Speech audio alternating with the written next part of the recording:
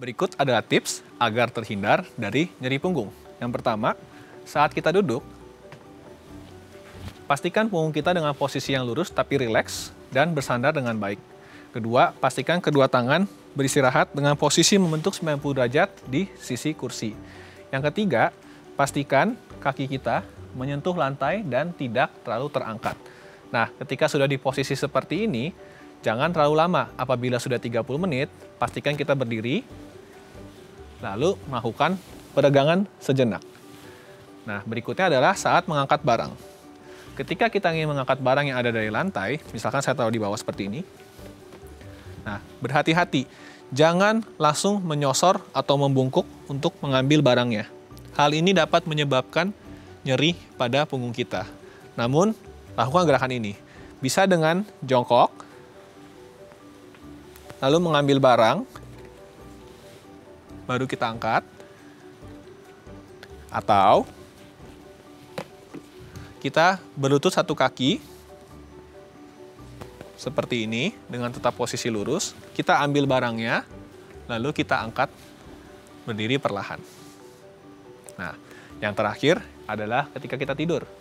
Saat kita tidur berbaring miring, usahakan ada guling di antara kedua kaki kita. Hal ini dapat menjaga tulang punggung tetap melengkung sesuai dengan lengkungan alaminya. Yang kedua, saat kita tidur ya berbaring terlentang, pastikan kita menggunakan bantal yang mensupport leher dengan baik. Ya, jadi supaya lengkungan tulang punggung di leher dan ke punggung juga sesuai. Dan hindari tidur tengkurap, terutama leher miring. Karena ini dapat menyebabkan gangguan pada otot dan juga gangguan pada struktur tulang belakang.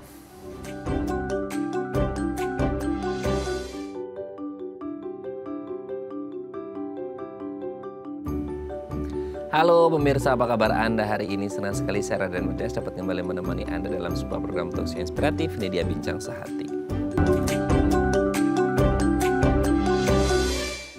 Ya pemirsa, bagi Anda yang punggungnya lagi nyeri-nyeri, nggak enak, pegal-pegal gitu ya, dan itu udah terjadi lama banget, kayaknya Anda pernah menemukan solusi tapi solusinya instan gitu ya. Entah minum sesuatu hal gitu ya, obat pereda nyeri yang akhirnya kayak, lo kok bertanya cuma sebentar aja ya gitu. Tuh timbul lagi, dan timbul lagi. Masalahnya ini bukan seminggu, 2 minggu, sebulan, 2 bulan.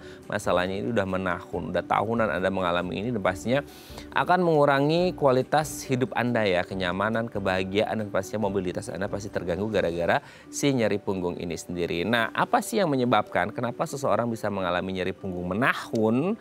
Terus gimana cara mengatasinya supaya bisa kembali beraktivitas normal dan nyaman gitu ya kualitas hidupnya. Inilah topik yang akan kita bahas hari ini.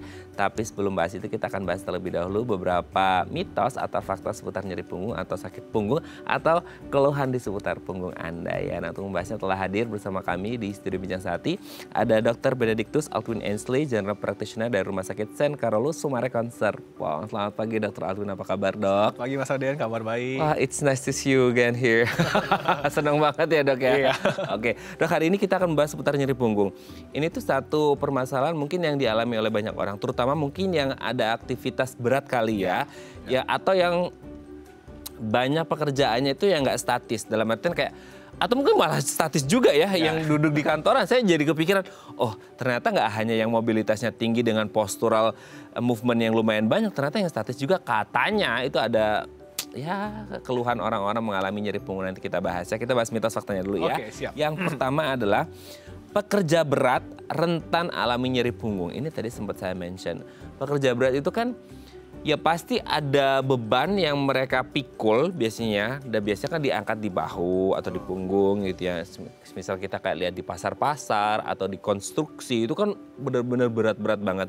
Nah, apakah pekerja-pekerja berat ini rentan mengalami keluhan di punggung mereka? Oke, jadi memang jawabannya adalah betul ya Mas Raden. Tentunya memang salah satu dari penyebab nyeri punggung itu berhubungan dengan aktivitas. Nah, kalau aktivitasnya terlalu berat, itu pasti akan berpengaruh. Karena punggung itu kan sebenarnya salah satu pilar untuk menjaga beban tubuh. Betul. Nah, kekuatannya kan agak beda-beda tiap orang ya. Nah, misalkan aktivitasnya terlalu berat dan mungkin berulang terus-menerus, itu nantinya akan menyebabkan instabilitas pada mungkin bagian ototnya.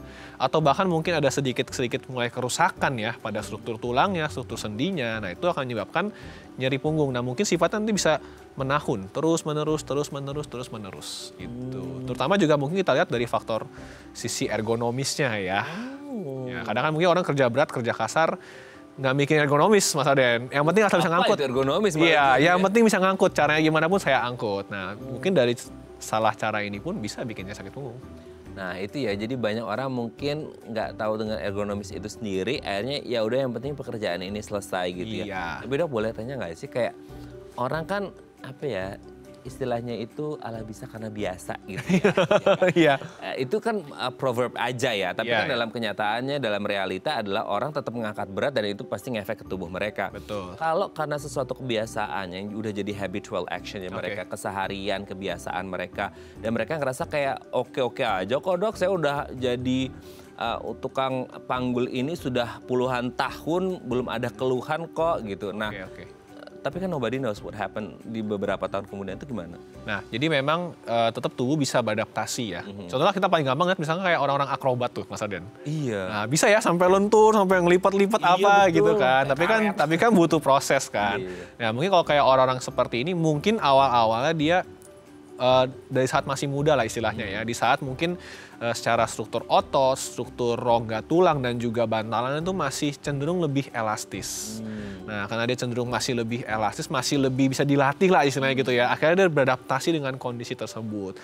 Tapi bukan berarti nanti dia mungkin setelah usianya dia sudah semakin lanjut ya, di mana tubuhnya sudah mulai mengalami aging, sudah mulai ada kemunduran fungsi, someday nanti akan terjadi pasti yang namanya nyeri punggung. Nah, penyebabnya nanti seperti apa atau kerusakan seperti apa nanti tergantung dari ya pola hidup dia dulunya seperti apa. Tapi mungkin yang mostly pasti kena di sendi dulu biasanya.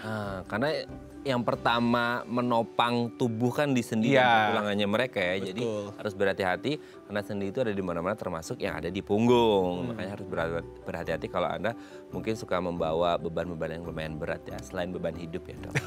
Berat banget kalau beban hidup. Berat ya, Dok. Oke, kita lanjut yang kedua ya. Anak-anak katanya aman nih dari nyeri punggung. Apakah ini dikaitkan dengan pekerjaan? Kalau anak-anak kan kayaknya nggak ada pekerjaan. Oke. Tapi gini, ini agak beda ya sama generasi sekarang ya Dok ya. Kalau sekarang kan kayaknya one stop service ada di gadget ya, di gawai mereka begini. Tapi untuk kalangan kita gitu, kita generasi yang dulu sempat bawa buku agak banyak di dalam tas itu, atau nggak ngerti mungkin ada beberapa anak yang juga mungkin sekarang masih melakukan hal itu aman nggak sih anak-anak dari nyeri punggung? Oke, memang kasusnya mungkin tidak akan sebanyak orang dewasa. Karena tadi kembali lagi secara struktur gitu kan ya, mereka masih lebih muda, otot-ototnya masih lebih elastis lah istilahnya ya, tidak seplastis kita yang udah lebih keras mungkin karena proses aging dan segala macam. Dan juga mungkin tadi seperti Mas Andi bilang ya, terkait aktivitas. Ya, biasanya anak-anak kan tidak cenderung lebih berat aktivitasnya pada orang dewasa. Ya, terus postur ya, mungkin memang postur mereka ada beberapa yang kurang baik gitu ya. Tapi mungkin nanti tidak menyebabkan nyeri punggung di saat ini, tapi malah menyebabkan kelainan posisi strukturnya nanti. Nah, nanti kelainan posisi strukturnya ini bisa berpengaruh ke nyeri di lanjut lebih usia lagi nanti. Tapi kalau mungkin untuk saat ini dia masih anak-anak ya, mungkin tidak akan terlalu terpengaruh. Kalau misal ada sesuatu yang hubungannya sama postur anak-anak nih Dok ya. Kan kita tahu anak-anak ini masih dalam proses tumbuh kembang gitu ya. Ketika ada satu kelainan di postur tubuhnya, seiring berjalannya waktu, ini tuh ada dua kemungkinan Dok. Dia bakal membaik atau bakal memburuk. Ya. Gimana tuh? Nah, ini tergantung nanti misalkan kita sudah menemukan ada mulai kelainan ya bentuknya atau posturnya. Kalau bisa selama dia diketahui secara cepat, lalu kita lakukan koreksi ya perlahan, itu nanti pasti akan membaik. Tapi kalau dibiarkan dalam waktu yang lama, ya tentunya nanti makin parah. Tapi kita juga nggak boleh kesampingan ya Mas Raden, bahwa ada juga beberapa nyeri punggung yang mungkin disebabkan oleh karena autoimun. Nah, terutama terkait pada sendi. Nah, ini juga bisa dimulai dari mungkin usia agak muda. Ya, let's say lah mulai dari anak-anak. Itu bisa terjadi. Jadi, tapi tadi saya bilang ya, mungkin kasusnya nggak sebanyak orang dewasa. Tapi Kalau dibilang anak-anak mungkin nggak lebih rentan ya iya sih bener juga. Iya benar juga ya. Cuman ada case by case yang mungkin harus diperhatikan entah autoimun ataupun kebiasaan. Ya, gitu ya. betul. Oke, kita lanjut yang ketiga. Cegah nyeri punggung dengan duduk tegak. Nah ini dia ya. Di satu sisi orang nggak mau sakit punggung dengan cara duduk tegak. Tapi untuk orang-orang yang bekerja dengan duduk tegak, ini pasti kita butuh testimoninya enak nggak gitu ya. Nah gimana Oke, dok? kalau kita ngomongin duduk tegak nih kembali ngomongin ergonomis. Nah, ada betulnya memang dengan kita duduk tegak sesuai dengan bentuk struktur tulang punggung kita itu akan mencegah nyeri punggung. Tapi tetap bukan berarti kita duduk tegak dalam posisi yang terlalu lama ya. Jadi ada waktunya misalkan setiap sudah 2 jam kita ada relaksasi, ada peregangan sedikit lah pelan. Nah, terkait masalah duduk tegak ini nih memang harus disupport juga dengan penopangnya itu bangkunya harus sesuai. Ya, dan nggak cuma masalah punggung ya, bahkan sampai posisi tangannya, kakinya menapaknya seberapa, lehernya kemana itu ada. Ada SOP-nya dok. Bukan SOP sih, ada ergonomisnya, faktor ergonomisnya untuk mencegah nyeri punggung. Karena kalau kita misalkan duduk yang nggak tegak atau posisinya nggak benar, tentunya kan tadi ya terjadi instabilitas. Nah instabilitas ini nanti akan mempengaruhi otot-otot, fungsi rangka. Nah itu bisa muncul sendiri nanti, Mas Aden. Jadi ada benar juga sih duduk tegak, cuma ada caranya. Nanti saya selesai ya. Nanti ada di. Begini dok salah juga duduk tegak, duduk bungkuk juga salah katanya. Gimana dok? Jadi antara tegak atau bungkuk nih atau gimana? Yang benar tegak tapi secara ergonomis. Oh, secara ergonomisnya mungkin nanti bisa di-spill ya dok. Oke, Nanti nanti saya kita tunjukin. bahas lebih mendalam seputar nyeri punggung ya. Wah nggak sabar pasti ya. Oke, kita lanjut yang keempat. Pasien nyeri punggung katanya nggak boleh berolahraga. Di satu sisi orang butuh berolahraga untuk sehat, salah satunya untuk sendi dan tulang ya, dan urusannya juga dengan punggungnya gitu ya. Tapi di satu sisi, loh kalau ada orang riwayat nyeri punggung, gimana mau berolahraga? Bergerak dikit aja mungkin udah sakit atau bangun tidur aja udah sakit kan gitu menggerakkan punggungnya, apalagi berolahraga. Nah gimana dok? Jadi salah tuh ya kalau orang sakit punggung bukan nggak boleh olahraga, tetap boleh olahraga, tapi olahraganya yang low impact. Nah, olahraga low impact seperti apa? Mungkin yang ringan-ringan seperti sekadar berjalan, ya, lalu apa namanya berenang, itu low impact tuh, maksudnya yang low impact. Ataupun sepeda statis itu juga boleh. Tapi ada tapinya nih, kalau nyerinya lagi akut-akutnya, memang tidak disarankan untuk langsung olahraga. Ya, jadi harus dalam pengawasan profesional, yaitu dengan dokter juga. Dilihat nih, misalkan mungkin nyerinya sudah mulai perbaikan atau cenderung lebih tolerable, nah barulah kita mulai bisa melakukan olahraga low impact kayak ini. Karena justru olahraga low impact ini dia membantu untuk melatih si otot-otot tadi itu supaya paling nggak bisa jadi lebih kuat. Nah, tadinya mungkin instabilitas nih, tapi sekarang jadi lebih kuat, lebih sama lah gitu kekuatannya. Itu justru nanti akan memperbaiki sendiri jadi punggungnya juga. Kalau malah nggak olahraga ya nanti masalah baru lain muncul. Masalah baru lagi ya gitu. Iya. Jadi merembet kemana-mana penyakitnya ya. Tapi gini dok, misal ada orang tuh lagi nyari punggung ya udah memang rekomendasinya tidak berolahraga. Ya siapa juga ya orang mau berolahraga gitu. Tapi kalaupun ada kayak lah kemarin pas nggak sakit ngapain aja gitu ya. Pas sakit pingin cepet sembuh berolahraga gitu ya. Bukan gitu konsepnya ya. Jadi kalau pas lagi akut-akutnya, pas lagi muncul tuh nyerinya, jangan dulu harus ada berolahraga. istirahatnya dulu. Istirahat dulu. Ketika sudah mulai membaik, baru berolahraga. Sudah memang dianjurkan bisa di tahap yang tolerable, baru mulai low impact. Nah, dok, ini kadang-kadang tuh kalau masalah tolerable itu kan akan sangat subjektif bagi orang ya. Kalau tidak periksa ke dokter. Cuman kan kadang-kadang orang, dok saya mau jalan kaki, mau berenang aja masa harus ke dokter gitu kan. Oke, gini nggak sih dok, bisa nggak tolerable itu atau gini, pain tolerance-nya gitu ya. Karena kan nyeri punggung pasti akan kerasa sangat painful gitu. Ketika kita ngerasa kayak, dok kayaknya nggak nyeri deh ini, kayaknya saya udah bisa berolahraga, itu dengan subjektivitas dia sendiri, dia bisa mengukur dirinya itu oke nggak sih dok? Nah jadi tetap harus dicek dulu nanti ya, ada selain di anamnesa tadi ya subjektifnya menyatakan sudah tidak nyeri, diperiksa juga nanti sama dokter, mungkin kita bisa lihat nih, kalau dia jalan posturnya masih kayak orang nahan nyeri nggak? Nah itu kan keren juga tuh ya. Masih kelihatan ya? Nah, kalau nahan kan masih aneh tuh, kayak agak mungkin ngebungkuk sedikit gitu kan. Kalau posturnya sudah bagus, lalu dia berjalannya seimbang ya, tidak goyang, tidak ada masalah. Nggak ada mungkin rasa kalau kan yang parah sampai kebas, kesemutan gitu kan ya. Betul, mungkin hal seperti itu nggak terlalu terasa lagi. Nah itu bisa kita mulai, udah kita mulai deh programnya olahraga low impact gitu. Atau mungkin dibarengi fisioterapi, bisa juga kayak gitu. Nah, itu dia ya. Mau sehat boleh Anda berolahraga, tapi jangan terlalu FOMO ya. Iya. Hati-hati. Hati-hati ya. Apalagi sekarang lagi Ya itu deh. Ya, gitu ya, gitu. Ngandung, Lagi ya. nembok bola. Oke. Oke, kita lanjut yang terakhir, Dok. Istirahat total di tempat tidur adalah yang terbaik bagi mereka yang punya riwayat nyeri punggung. Nah, gimana nih, Dok? Nah, ini Total bed rest. ini kontradiktif dengan yang tadi nih, ya Oh, kan? iya. Karena sebenarnya gini, kalau di saat dia lagi nyeri akut-akutnya hebat, baru terjadilah cederanya gitu istilahnya ya. Memang disarankan total bed rest gitu ya. Total bed rest posisinya berbaring lurus, lalu ada bantal ya, kita taruh di bawah lutut. Jadi kenapa? Biar nanti dia arch punggungnya tuh tetap bagus, nggak terlalu lurus rata gitu. Kalau lurus rata kan nambah sakit ya. Nah, tapi itu total bed rest pun itu juga ya nanti ada waktunya ya. Paling nggak sampai masa-masa fase akut nyerinya sudah perbaikan, berkurang, tetap disarankan ada mobilitas. Karena kembali lagi, otot yang tidak dilatih ya nanti kontraktilitasnya berkurang, dia jadi kaku. Oh, Nah, jadi yang tadinya misalkan nih otot lagi radang-radang nyeri kaku gitu kan, tapi fase radangnya kakunya udah mulai berkurang, tapi kita nggak latih, diem aja gitu kan, ya tambah kaku lagi sama aja ntar nyeri punggung lagi. Makanya tetap disarankan olahraga low impact tadi. oke. Kayak total bed rest kan berarti dia benar-benar tidak ada gerakan sama sekali di tempat tidur karena kan mungkin lagi painful Ya, gitu ya, nyeri betul. punggungnya. Itu aman, Dok. Maksudnya kayak nggak ada gerakan mobilitas dulu aman. Gak apa-apa. Dalam berapa waktu Ya biasanya? paling hanya beberapa hari pertama, tapi pasti ada miring kiri miring kanan lah minimal, nggak mungkin benar lurus terus.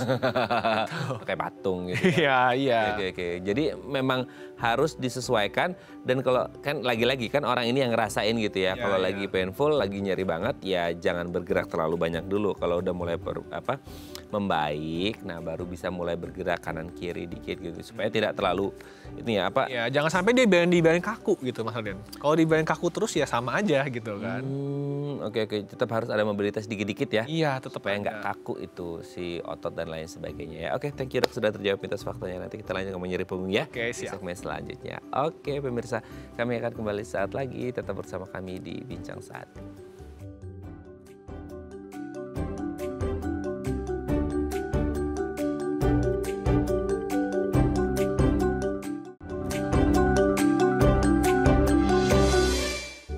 Baik, Anda masih bersama kami di Bincang Sati dan kita masih membahas tema kita hari ini seputar nyeri punggung menahun. Ini ngatasinya gimana supaya Anda bisa hidup bahagia dan nyaman lagi tanpa sakit-sakit di punggung Anda. Nah, kalau Anda punya pertanyaan seputar tema kita hari ini, boleh ya tanya-tanya di 021 290 3244 atau DM Instagram kami di @bincang_sati.tv. Kita masih bersama dengan Dr. Benedictus Alvin Ensley, General Practitioner dari Rumah Sakit Sen Carolus Sumarekon Serpong. Oke, Dok. Nyeri punggung. Ini kan satu mungkin kondisi ini sejuta umat juga kayaknya banyak orang ngerasain ini gitu ya. Iya. Tidak hanya ngomongin tadi sempat kita bahas orang-orang dengan pekerjaan yang berat. Ya. Even orang-orang yang di office pun gitu ya, yang duduk yang nggak ngangkat berat itu juga punya risiko kan gitu ya. Mungkin Anda di rumah juga pernah merasakan itu ya pemirsa ya. Nah, sebelum kita ngomongin nyeri punggung gitu ya.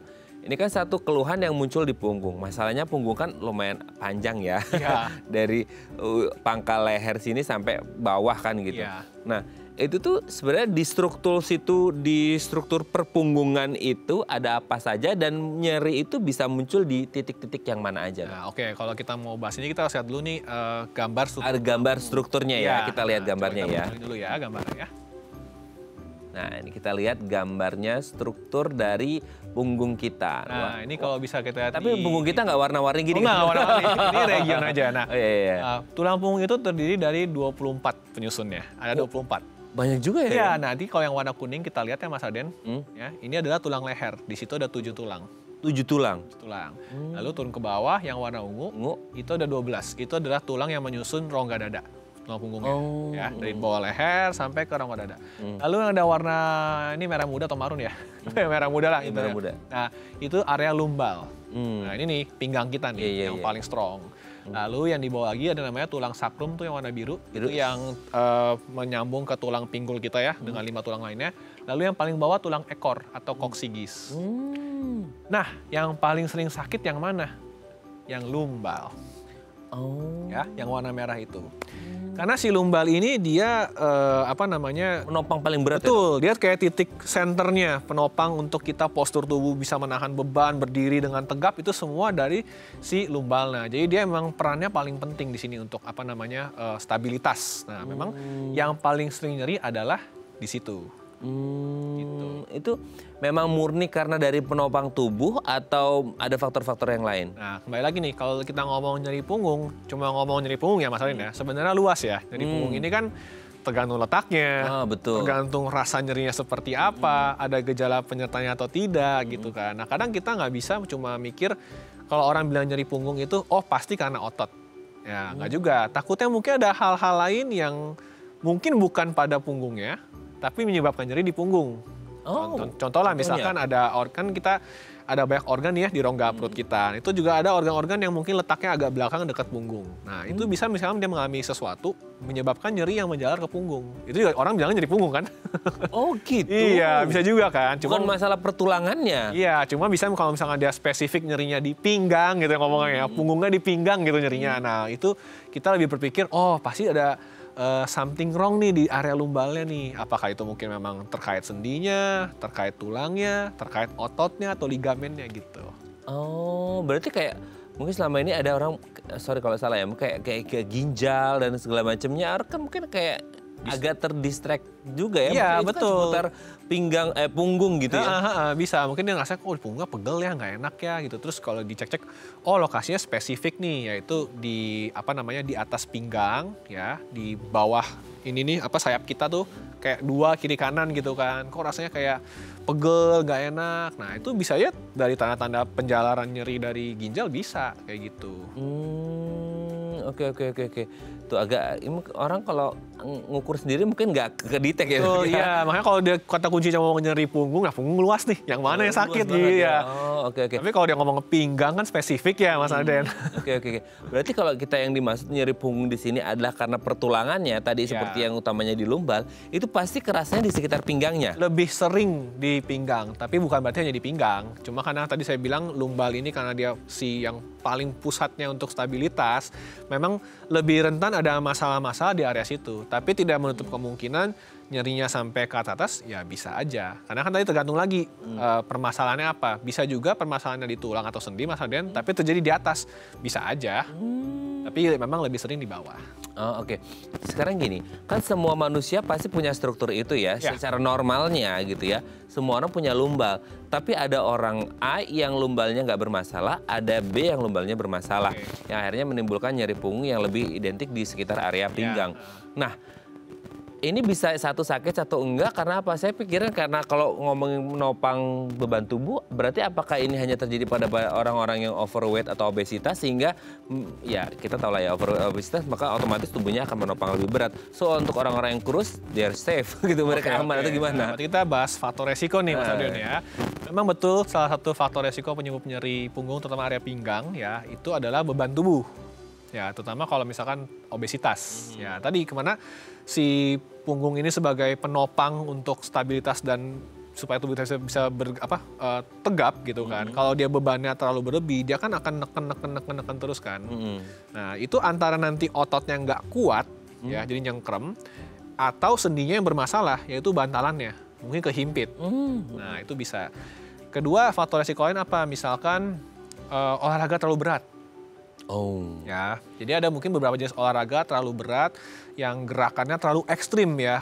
Mungkin sampai punggungnya harus nge-arch banget gitu ya, ngebungkuk banget. Atau gerakan instan mendadak, misalkan dia berputar gitu kan. Atau melompat mendadak, itu kan juga bisa tuh menyebabkan ketidakstabilan otot mendadak. Nah, itu bisa bikin nyeri juga. Faktor resiko lain apa? Misalkan merokok. Nah, kayaknya setiap penyakit ada. Apa hubungannya rokok gitu kan ya? Nah, apa hubungannya rokok? Gimana nih, Dok? Nah, rokok itu kan dapat menyebabkan kerusakan pembuluh darah. Nah, otot itu kan butuh nutrisi dari pembuluh darah. Nah, pada orang-orang yang merokok itu punya faktor resiko di mana nanti pembuluh darahnya mungkin agak rusak, sehingga mengurangi aliran darah ke otot. Nah, ketika dia mengurangi aliran darah ke otot, ototnya tuh kayak kurangan nutrisi. Jadi cenderung lebih gampang kaku, lebih gampang kram, rusak gitu loh. Nah, akhirnya itu juga mempengaruhi terjadinya nyeri-nyeri pada tulang punggung. Nah, faktor resiko lain apa? Perempuan terutama yang hamil. Nah, apalagi udah hamil gede kan ya, kan bebannya makin besar tuh. Tubuh harus nopang sekuat tenaga tuh kan. Nah, itu kan juga mempengaruhi ke situ. Yang lainnya mungkin genetik ya. Kalau genetik sih kita ngomonginnya mungkin lebih ke ada riwayat autoimun di keluarga misalkan. Nah, itu juga nanti jadi faktor resiko tuh bisa menyebabkan nyeri di area situ. Atau misalkan postur tubuh yang tidak baik. Nah tadi ya kita ngomongin postur tubuh kan, misalkan mungkin memang posisi duduknya tidak baik, tidak benar gitu kan. Itu kan juga memberikan beban pada area punggung tidak sesuai sehingga menyebabkan nyeri juga. Gitu. Ya banyak ya, mungkin hal-hal harian yang sering atau kadang kita lakukan dan kita nggak ngeh bahwa itu akan berisiko mengalami nyeri punggung di tubuh kita ya. Oke dok, nanti kita lanjut lagi ya di segmen selanjutnya. Oke pemirsa, kami akan kembali saat lagi, tetap bersama kami di Bincang Sehati.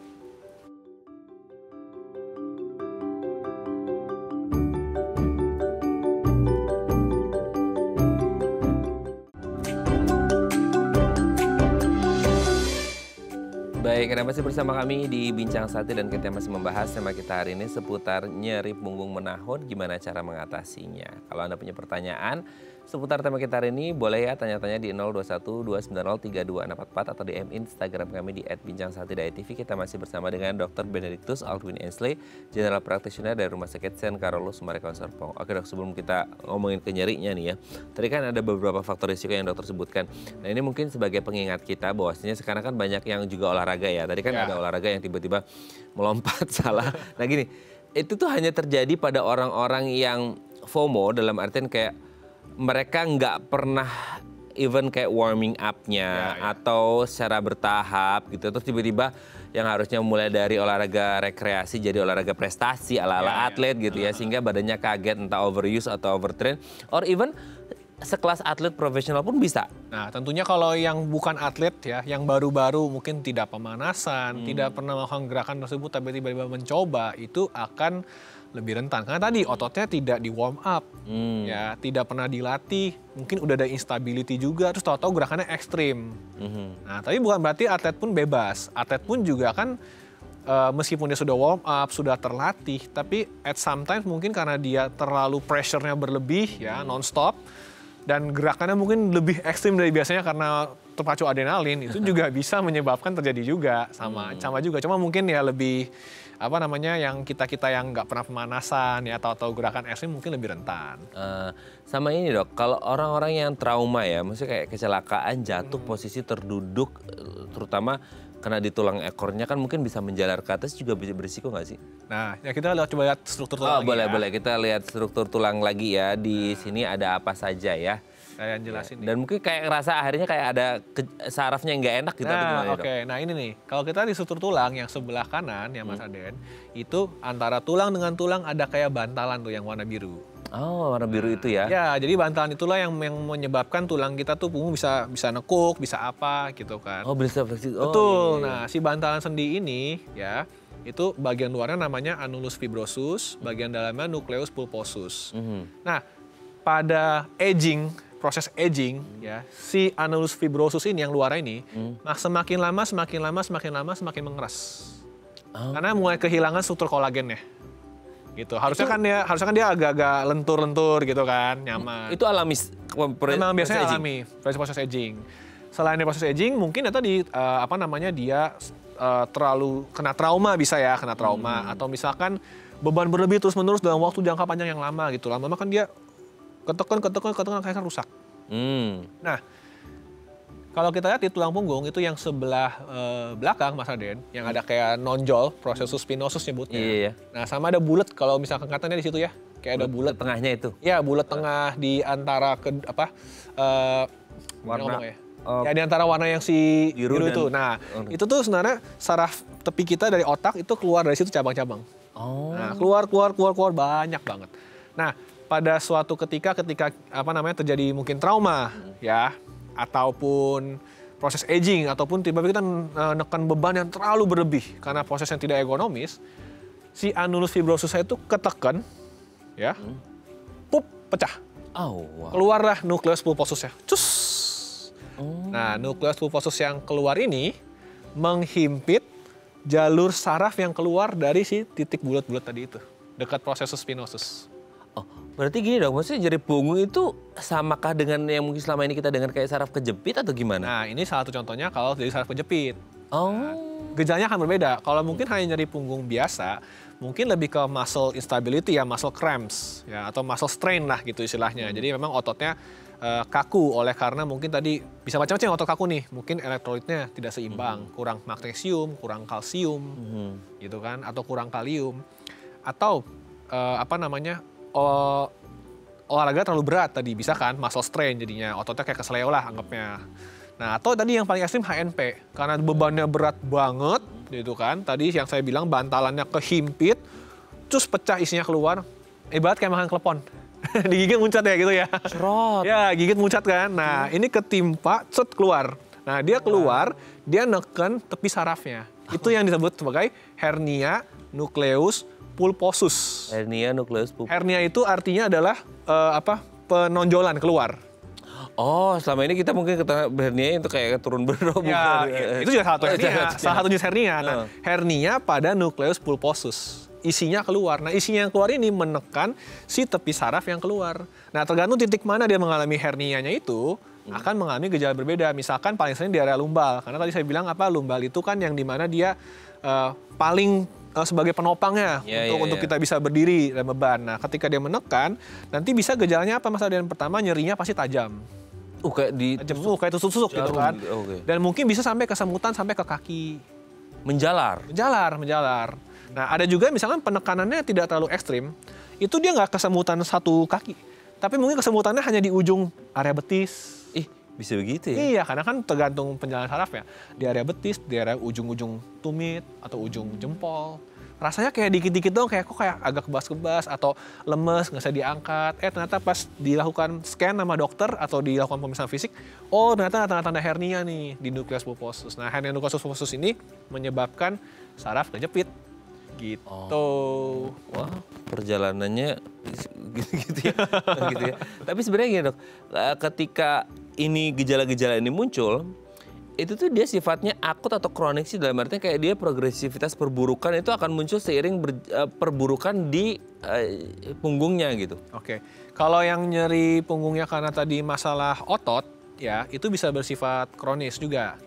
Karena misalkan memang kita tidak melakukan perubahan nih, misalkan memang karena faktor postur atau faktor kita sering kurang elektrolit, dehidrasi dan segala macam, terus kita tidak melakukan perubahan. Nah, itu nanti ototnya itu nanti akan ada yang mengalami kayak otot itu sebenarnya tuh kayak serat-serat garis-garis, Mas Aden.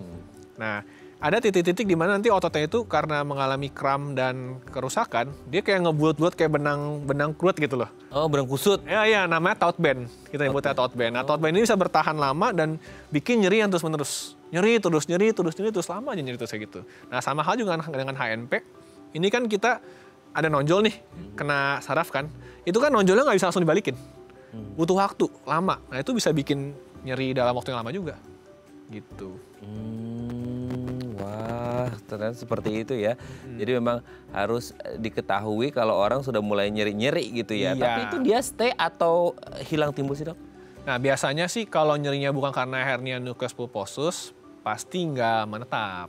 Mungkin hilang timbul karena mungkin tergantung beberapa postur-postur tertentu gitu ya. Cuma kalau ada juga kayak orang acute back pain, jadi nyeri punggung yang akut gitu kan. Itu biasanya habis aktivitas tertentu, aduh sakit banget. Nah, itu kan ada fase di mana ototnya tuh lagi mengalami kayak kesleo ya. Nah, itu pasti butuh waktu tuh menetap.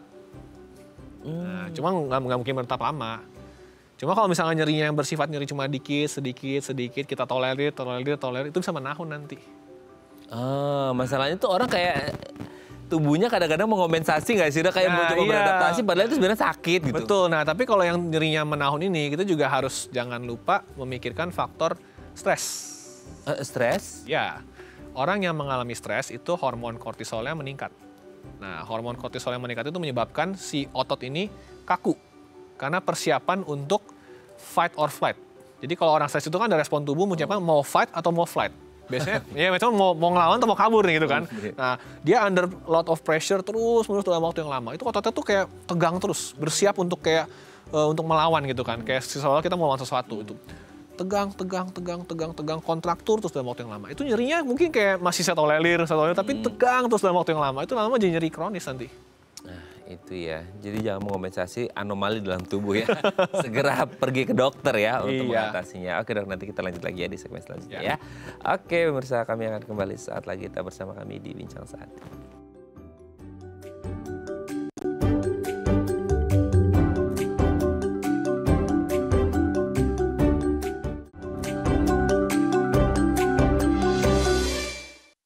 Anda masih bersama kami di Bincang Sati dan kita masih membahas tema kita hari ini seputar nyeri punggung yang menahun ini gimana cara mengatasinya. Kalau Anda punya pertanyaan seputar tema kita hari ini boleh ya tanya-tanya di 0212903244 atau DM Instagram kami di @bincangSati.tv.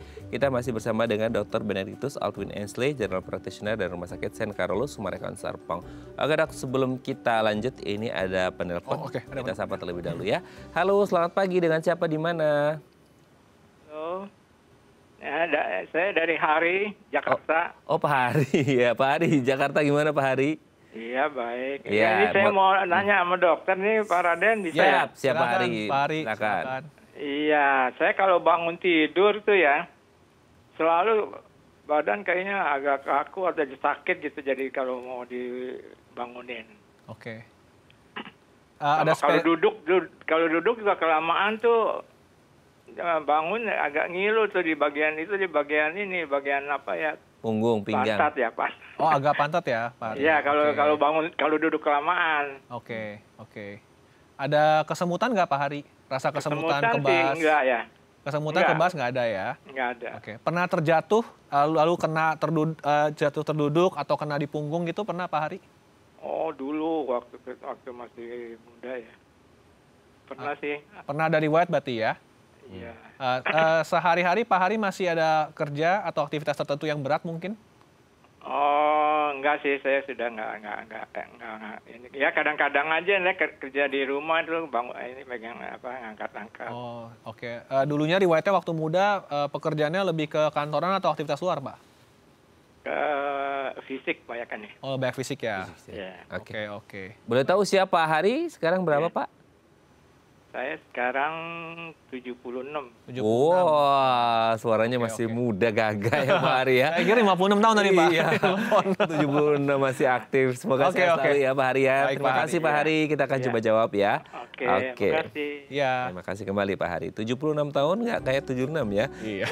Pernah punya riwayat jatuh dan waktu muda itu lebih banyak ke fisik bukan ke kayak di kantor. Nah, gimana? Tadi kalau kayak keluhan Pak Hari kan dia lebih ke badan kayaknya kaku ngilu-ngilu. Apalagi pas berdiri gitu. Nah, ini salah satu dari proses aging yang saya bilang tadi, di mana memang sendi-sendi kita itu sudah mulai nggak elastis lagi, ya, tulang rawannya sudah mulai kurang baik lah gitu istilahnya. Jadi itu memang sangat mempengaruhi juga dengan kelenturan tulang punggung, itu pertama. Kedua, biasanya orang-orang lansia ini itu rentan banget mengalami gangguan elektrolit. Nah, terutama kekurangan kalsium ataupun magnesium. Sedangkan kita tahu kalsium dan magnesium ini sangat berperan dalam otot untuk bisa bergerak. Nah, jadi biasanya memang kalau pasien-pasien usia lanjut yang sering mungkin badannya kaku-kaku, kram-kram, nyeri-nyeri, kita biasa cek dulu tuh Mas Aden, cek lab. Elektrolitnya bagaimana, kondisi natriumnya, kaliumnya, kloridanya, magnesiumnya, dan kalsiumnya. Nah, biasanya mungkin ini magnesiumnya agak rendah nih. Nah, itu bisa dikasih kayak tablet suplemen yang isinya magnesium. Itu biasanya nanti akan membantu untuk mengurangi kaku-kaku atau nyeri-nyerinya. Nah, tadi kalau yang kata Pak Hari ada ngilu di area bokong gitu kan ya, terutama kalau duduk terlalu lama. Nah, ini juga mungkin saja ya, kembali lagi mungkin saja karena kan belum terbukti ya. Bisa saja mungkin ada himpitan pada area persarafan yang sekitar situ. Kadang memang jadi ada saraf besar yang keluar dari tulang punggung kita itu ke bawah, itu mempersarafi sampai ke arah kaki. Kadang kalau posisi duduk yang tertentu Mas Aden, itu bisa saja ototnya itu menghimpit, menindih si persarafannya itu, bikin rasa seperti itu. Gitu. Oke, harus minum biasanya orang kalau ngomong kalsium kayak susu atau buah pisang gitu. Boleh juga, itu juga alami kan. Itu kan kayak salah satunya kayak susu ataupun dari pisang itu juga bisa sebagai alami. Atau memang kalau dibutuhkan dan diperiksa ke dokter, ketemu tadi memang saya bilang ya labnya, elektrolitnya yang bermasalah nih. Nah, biasanya bisa itu dikasih kayak vitamin yang khusus untuk elektrolit itu ada. Oh, berarti harus periksa dulu kira-kira kekurangan di Pak Hari ini apa, bisa dikasih suplementasi gitu. Betul, tapi biasanya memang kalau kita lihat kebanyakan usia lanjut masalahnya di situ. Elektrolitnya. Tapi ini kayak masalah klasik yang dihadapi oleh orang-orang yang aging nggak sih dok? Iya, salah satunya memang seperti itu. Memang prosesnya juga. Tapi ada pengaruh nggak sama dulu kan waktu muda Pak Hari? Dulu muda kan aktivitasnya sering di luar ya. Nah, mungkin lebih ke di tulang punggungnya itu mungkin sudah mulai ada pengampuran nih Mas Aden. Dari karena tadi wear and tear lah kita ngomongnya ya, karena mungkin aktivitasnya terlalu berat, terlalu membebani gitu, lama-lama bisa membentuk coba kita muncul lagi struktur tulang. Oh, oke, Pak. Kita struktur tulang tadi nih, ya kita lihat. Ini yang kira-kira pengaruh ketika orang sudah lansia gara-gara aging ini. Nah, di antara si sendi-sendi tadi tuh, yang dua itu, selain ada bantalan, ya, di dindingnya itu bisa muncul namanya osteofit.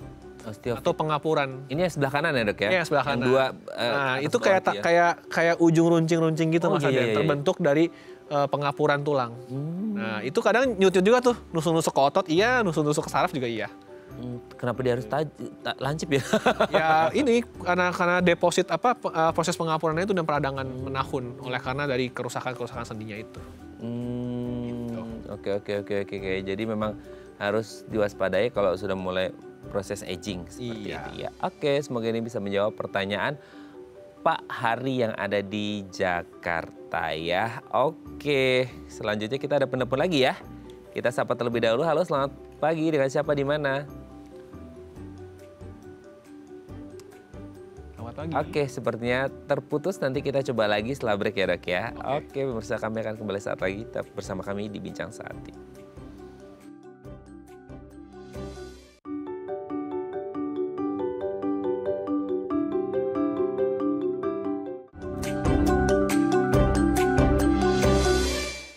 Baik, masih bersama kami di Bincang Saati dan kita masih membahas sama kita hari ini seputar nyeri punggung yang menahun. Kita masih bersama dengan Dr. Benedictus Alkwin Ensley, General Practitioner dari Rumah Sakit St. Carolus Summarecon Serpong. Oke, Dok, gini. Kalau kita ngomongin nyeri menahun, berarti kan nyeri punggung menahun itu bukan yang sebulan 2 bulan ya. Pasti hitungannya sudah tahunan, entah 5 tahun, bahkan mungkin sampai ada yang 10 tahun gitu ya, atau mungkin bahkan lebih. Dan masalahnya adalah ketika nyeri punggung itu belum teratasi, belum sembuh gitu ya.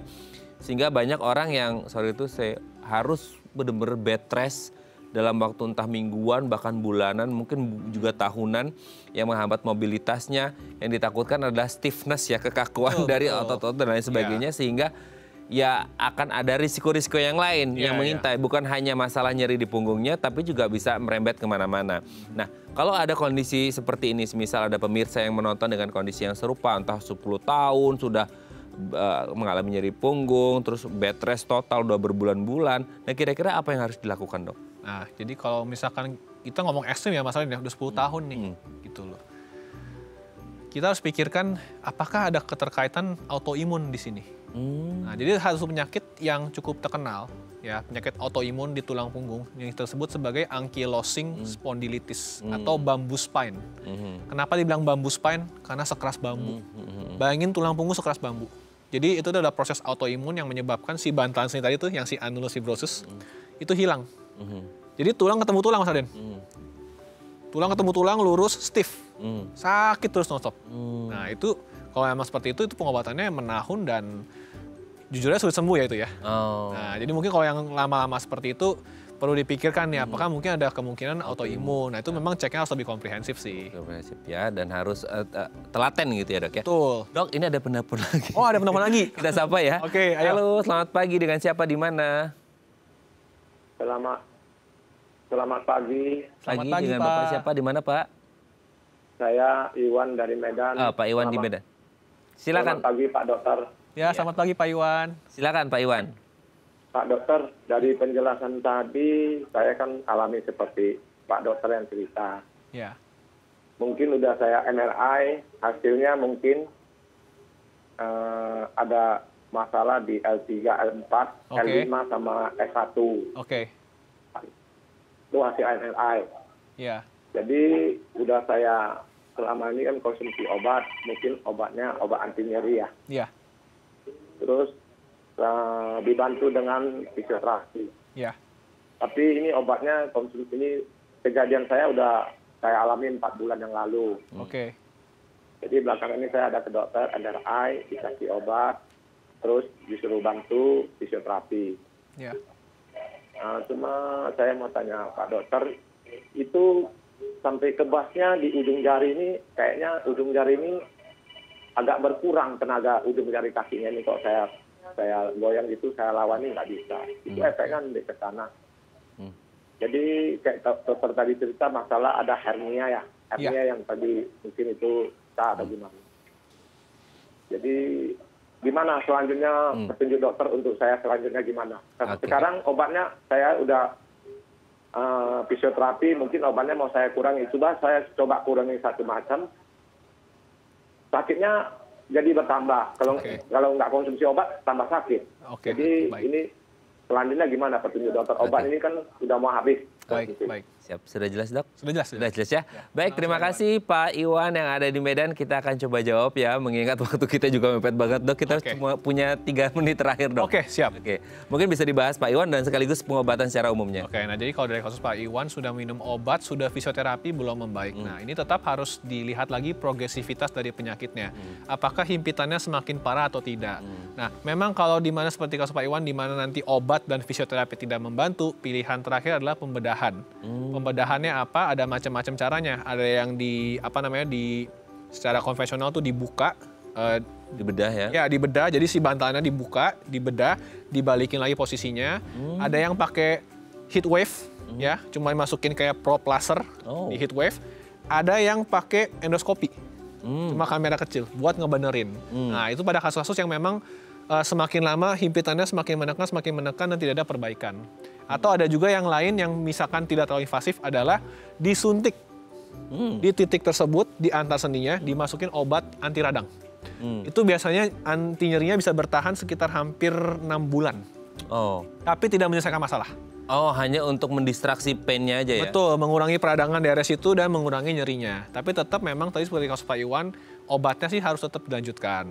Ya, harus tetap juga lanjut fisioterapinya. Tapi tadi saya bilang nanti dilihat lagi dinilai progresivitas penyakitnya. Apabila memang himpitannya semakin parah, mungkin nanti dokter bisa saja menganjurkan ke option pembedahan. Atau misalkan belum mau bedah, ya suntik dulu minimal. Oke. Kalau kasusnya ini berarti nanti ya bisa didistraksi dengan suntikan atau bisa dilanjutkan dengan pembedahan ya. Tuh, tergantung nanti bagaimana progresivitasnya. Apakah semakin menekan, semakin menghimpit, semakin parah atau enggak. Apalagi tadi ada 2 titik progresivitasnya pasti akan semakin menekan. Kemungkinan besar. Apalagi kalau misalkan aktivitas beratnya tidak dikurangi lah gitu. Apalagi 2 titik tadi ya Mas Aden ya. Di L3 ke L4 itu lumbal 3 ke lumbal 4 dan lumbal 5 ke sakrum. Berarti udah lumayan tuh 2 titik. Oke ya. Semoga ini bisa menjawab pertanyaan Pak Iwan yang ada di Medan dan semoga lekas sembuh ya Pak Iwan ya. Kami doakan ya. Amin. Terima kasih sudah menghubungi kami. Oke dok, kita punya 1 menit terakhir. Tapi kalau secara umum untuk pengobatan nyeri punggung ini itu berdasarkan penyebabnya, kondisinya dan bisa sembuh total nggak sih? Tentu pertama berdasarkan penyebabnya dulu. Itu udah pasti. Apakah memang benar hanya masalah struktur atau tadi ya saya bilang nyeri penjalanan dari organ lain. Umumnya dokter akan memberikan pasti obat anti nyeri dulu, lalu kalau diperlukan obat anti radang dan akan diberikan juga obat pelemas otot.